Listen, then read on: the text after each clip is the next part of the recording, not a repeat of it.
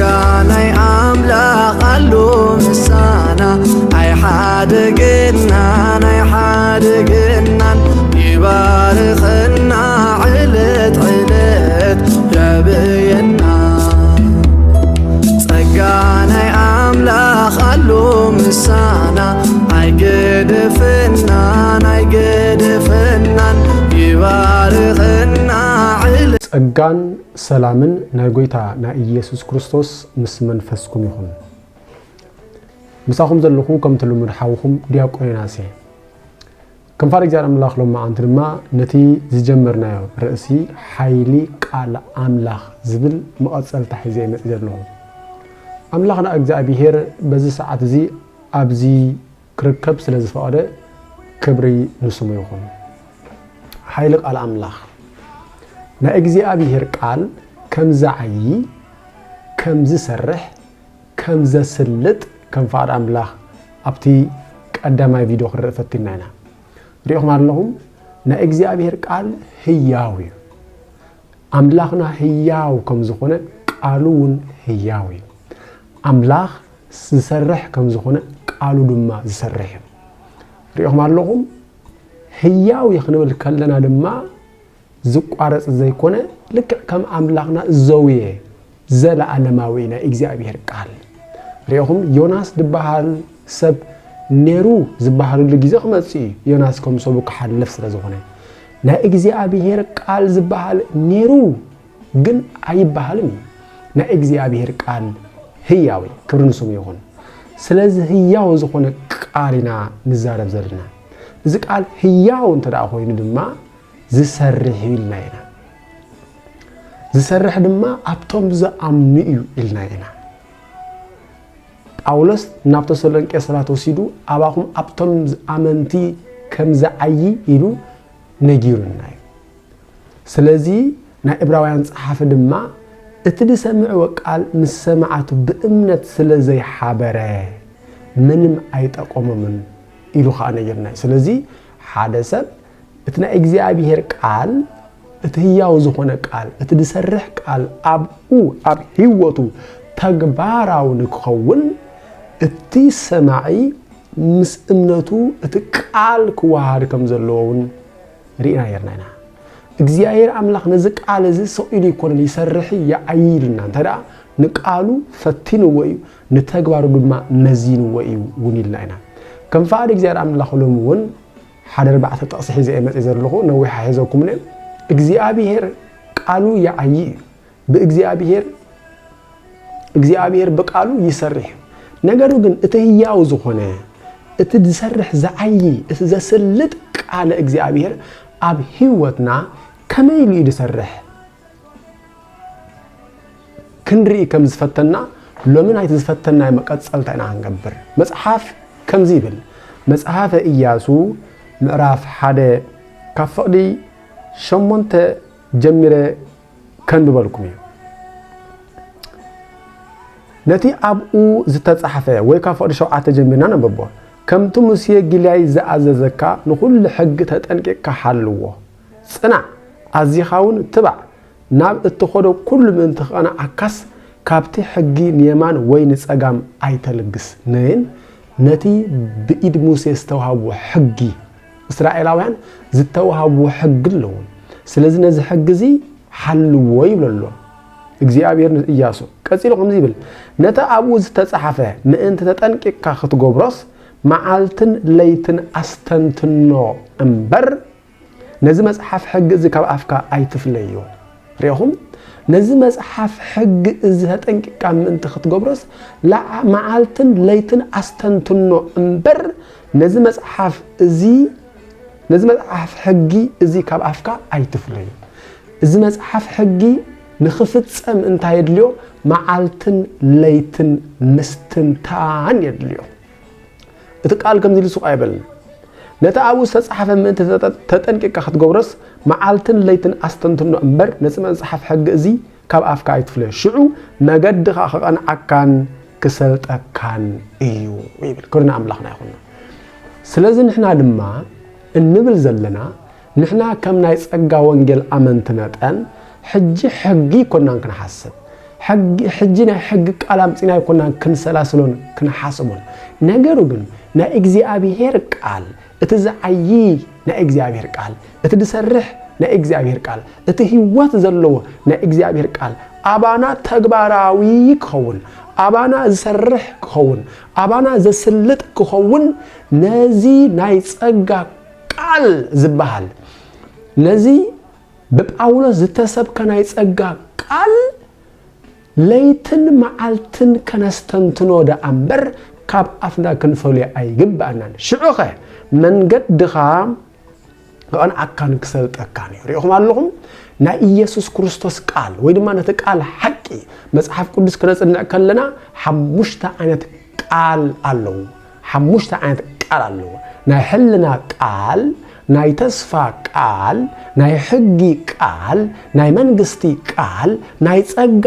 ቃል ይባል ዘለና የዘመን ናይ ጸጋ ዘመን እዩ ዝተሰበኽና ወንጌል ናይ ጸጋ ወንጌል እዩ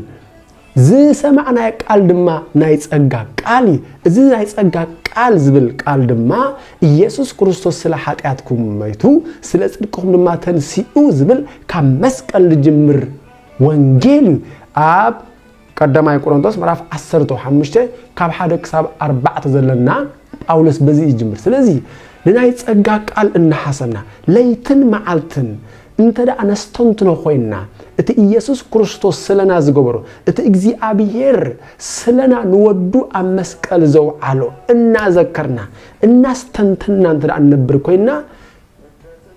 መገድና ከቀንዓናን ክሰልጠናኒ ዘይሕሱ አምላኽ ስለዘለና ማለት ክብር ንስሙ ይኹን ሕጁን ዳዊት ከምዚ ይብል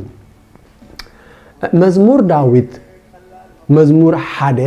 ፍካሬ ዘጻድቃን ወዘኃጥአን መዝሙር ዘዳዊት ሃሌሉያ ብፁዕ ብእሲ ዘኢሆረ በምክረ ረሲአን ወዘኢቆመ ውስተ ፍኖተ ኃጥአን ወዘኢነበረ ውስተ መንበረ መስተሳለቃን ዘዳእሙ ሕገ እግዚአብሔር ስምረቶ ወዘሕጎ ያነብብ መዓልተ ወለሊተ ወይከውን ከመ ዕፅ እንተ ትክልት ሀቦሙ ሀዘማይ እንዳበለ ሪኹም ብግእዝ ከነብቦ ከለና ማለት እዩ እንታይ ዝብል ከፍ ወደ ሓደ ምኽሩ ክፉኣት ሰባት ዘይሰምዕ በመገድ ኃጥአን ከዓ ዘይከይድ ኣብ አኺባ መላገጽ ድማ ዘይጽንበር እኳ ደኣ ንሕጊ እግዚአብሔር ብምእዛዝ ዝሕጎስ ነቲ ሕጉን ለይትን መዓልትን ዘስተምትኖ ሰብ ብፁዕ እዩ ነቲ ሕጉ ለይትን መዓልትን ዘስተምትኖ ሰብ እንታይ ብፁዕ እዩ ስለዚህ ሪኹም ንሕና እነስተንትኖ ቃል ሕጊ ኮናን ንሕና እነስተንትኖ ናይ እግዚአብሔር ርእዩ መጠነ ከመዝ አፍቀረና እግዚአብሔር እንዛ ኃጥአን ነህና ክርስቶስ ሞተ በእንቲአነ ሮሜ ምዕራፍ 5 ካፈዱ 8 ንሕና ኃጥአን ከለና ክርስቶስ ኣብ ክንዳና ሞተ እግዚአብሔር አባና ዘሎ ፍቅር ድማ በዚ ገለጾ ከምዝ በለ ወሶበ እንዘ ጸሩ ነህና ተሳሃለና በመቶ ወልዱ ሕጁን ፈዳ 10 ሮሜ 5:10 ንሕና ጸላእቱን ከለና እግዚአብሔር ብናይ ወዱ ሞት ተዓረቀና ስለዚህ ሪኹም ነዚ እናሐሰብና ናይ ክርስቶስ ስራሕ ናይ እግዚአብሔር ብወዱ ድሰርሖ ስራሕ ወዱ ኢየሱስ ክርስቶስና ኃጢአትና ሞይቱ ሞተ ዘይመውት ከመይስ አሮሎ ሞት እቲ ዘይመውት ንሞት ክስዕሮ ከም ዝሞተ እንዳሐሰብና ንጽድቅና ድማ ከም ዝተንስአ ብወዱ ኢየሱስ ክርስቶስ بناي ودو بنا إياس كريستوس موت حتى كم استوسده بناي ودو بنا إياس كريستوس تنساعد ما صدق كم زرخمنا أن حسنا مس كريستوس كم زموتنا مس كريستوس نحاتيات كم زموتنا مس كريستوس لما نصدقي كم استنسانا مس كريستوس أبيمان أبا كم استقامتنا مس كريستوس لما هيوتنا أب أملاك كم استصورت مس كريستوس كله كم استقبلنا نزنا جرزي ناي مسك السرح ناي تسقى قال الناس سلاسل نبرت أخونا قالوا أبانا تكبراوي يخون اتني سمعنا قال مس امنتنا انت لانه واحد خوينا قالوا أبانا تكبراوي يخون نإياسو شعو من قدخا كان أكان كسهلت أكاني انت مستقبر نتنا حق قال ليتن معالتن أستنتن أمبر كاب أفكا أي توس أي شعوخة من قدخا كله كان أكان كسهلت أكاني سلازة حوي هيوتكا كان أكا እግዚአብሔር ዝበለ ቃል ኣብ ህይወትካ ተግባራዊ ይከውን ንእግዚአብሔር ቃል ኣብ ህይወትካ ከአይ ክሰርሕ ከስልጥ ንናይ ጸጋ ቃል ንናይ ቃል ንናይ መስቀል ቃል መስቀል ንቃል መስቀል ኩሉ ግዜ ከተሐስቦን ከተሰላስሎን ይግባእ ዳዊት ድማ ከምዚ ዝበለ እኳዳ ንሕግ እግዚአብሔር ብምእዛዝ ዝሕጎስ ነተሕጉን ለይትን መዓልትን ዘስተንትኖ ሰብ ብጽዩ ከምታ በብእዋኑ ፍሬኣ እትህብ ቆጽላ ዘይነቀጽ ኣብ ወሰን ወሓዝማ ይስተተኽለት ኦምዩ ዝገብሮ ኩሉውን ይሰልጦ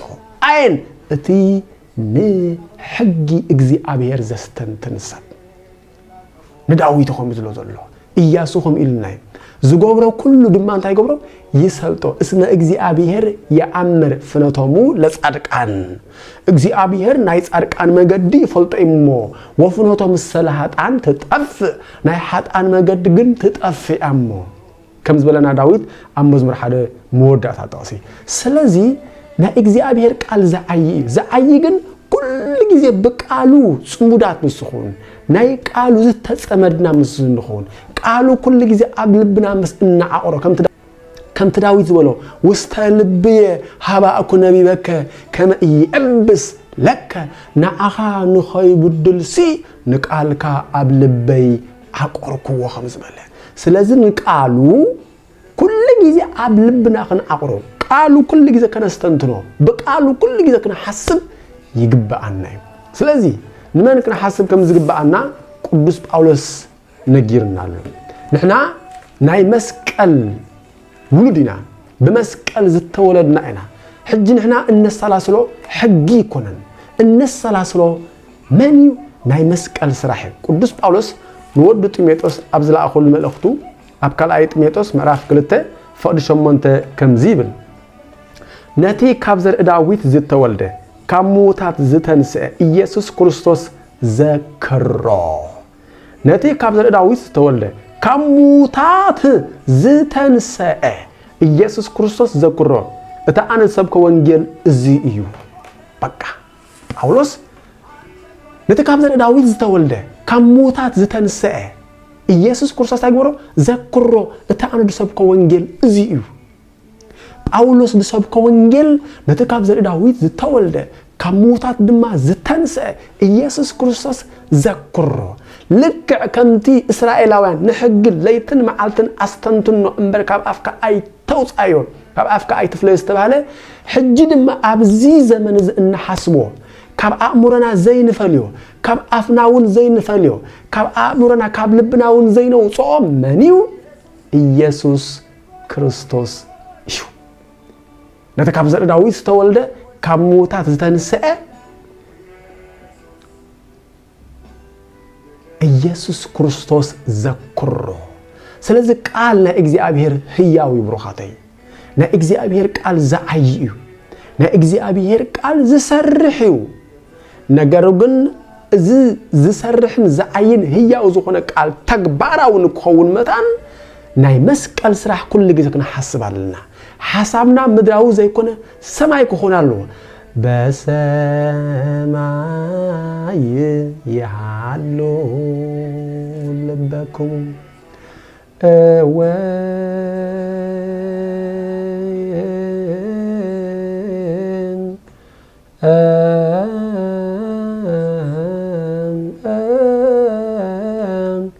ይሃሉ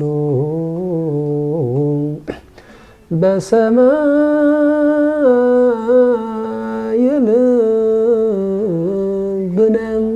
ንብለሪኦም ተቅዳሴ ግዜ በሰማይ ይሃሉ ልበኩም ልብኩም ኣብ ሰማይ ይሃሉ ሰማይ እወ በሰማይ ይሃሉ ልብነም በሰማይ ወልብና ኣብ ሰማይ ይሃሉ እንዳበልና ንዛረብ ንዝይሚና ማለት ስለዚ حسابنا السماوي مس زخون قال እግዚአብሔር ድማ አባና ተግባራዊ ይኸውን ቅዱስ ጳውሎስ አብሮም የምዕራፍ 8 አፍዲ 5 ሓደ ቃል ተዛሪብሎ ስጋውያን ዘበሉ ነትናይ ስጋ እዮም ዘሐስቡ ስለ ሐሳብ ይዛረብ ዘሎ መንፈሳውያን ግና ነትናይ መንፈስ እዮም ዘሐስቡ ናይ ስጋ ነገር ጥራይ መሕሳብ ሞት የምጽእ ናይ መንፈስ ነገር ምሕሳብ ግና ህይወትን ሰላምን የምጽእ ሪኦም ስጋውያን ዘብሉ ነቲ ናይ ስጋ እዮም ዝሓስቡ መንፈሳውያን ግና ነቲ ናይ መንፈስ እዮም ዝሓስቡ ሽግሩ ኸዳ እንታይ እሞ ናይ ስጋ ነገር ጥራሕ ምሕሳብ ሞት ይዘምጽእ ጭንቀት ይዘምጽእ ግጭት ይዘምጽእ ብስጭት ይዘምጽእ ተስፋ ሞራጽ ይዘምጽእ ብህይወትካ ኸለኻ ዝሞትካ ኢኻ ትኸውን ናይ ስጋ ጥራሕ ምሕሳብ ሞት ይዘምጽእ ናይ መንፈስ ነገር ምሕሳብ ግና ህይወትን ሰላምን ይዘምጽእ ሪኦም ኣለኹም ነዚና መንግስተ አምላኽ ግና በመንፈስ ቅዱስ ጽድቅን ሰላምን ሓጎስን ያሞ ከም ዝበለ ሮሜ ምዕራፍ 14 ፈዲ 17 ንሕና ሕጂ ኣብ መንግስተ አምላኽና ዘለና እዛ መንግስተ አምላኽ እንታይ በመንፈስ ቅዱስ ሪኦም ናይ መንፈስ ነገር ምሕሳብ ግና ህይወትን ሰላምን የምጽእ ስለዚ መንግስተ አምላኽ ግና በመንፈስ ቅዱስ ጽድቅን ሰላምን ሓጎስን ያምበር ብልዕን መስተንሲ አይኮነትን ስለዚ ቃል አምላኽ ኣብ ህይወትና ተግባራዊ ንክኸውን ክርስቶስ ዝበሃል ዝተሰቅለ ስለ ኃጢአትና ዝተሰቅለ ስለ ጽድቅና ድማ ዝተንስአ ንዓና ሕጅና ድማ ኣብ የማና አቦ ዝተቀመጠ ኢየሱስ ክርስቶስ ክንሓስብ ኣለና ሃገርና ኣብ ሰማያ ካብ አድማ ንመድሃይና ንኢየሱስ ክርስቶስ ንጽባእ ኣለና ንሱ በትኒ ኩሉ ክመልከሉ ዝኽእል ሓይሊ ገይሩ ነዚ ናይ ውርደት ሰብነትና ናብቲ ክቡር ስጉ ክልውጦ እዩ ነዚና ክንሓስብ ዘለና ሃገርና ሰማይ ስለ ዝኾነ ጳውሎስ ናብ ሰብ ቆላሲስ ዝተዛረበ ቃል ተዛሪበ ክውድ ቆላሲስ ምዕራፍ 3 ካብ ፈቅዲ